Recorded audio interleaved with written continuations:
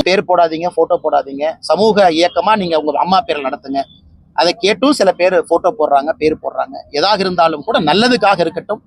நம்மனால கட்சிக்கோ ஒரு பொதுமக்களுக்கோ கெட்டது நடந்துருச்சுன்னு வர வேண்டாம். அதனால் யாரு எங்கே ஆரம்பித்தாலும் நல்லது செய்யுங்க, மக்களுக்கு நல்லது நடக்கும். மேடம் மேடம்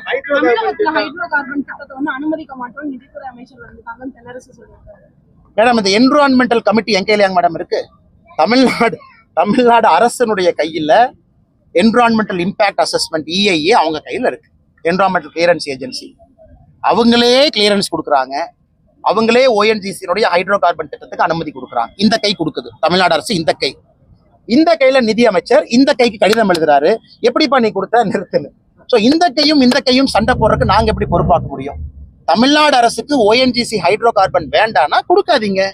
நாங்க கொடுங்கன்னு யாருமே சொல்லலையே. மக்களுக்கு வேண்டாம்னா செய்யாதீங்க.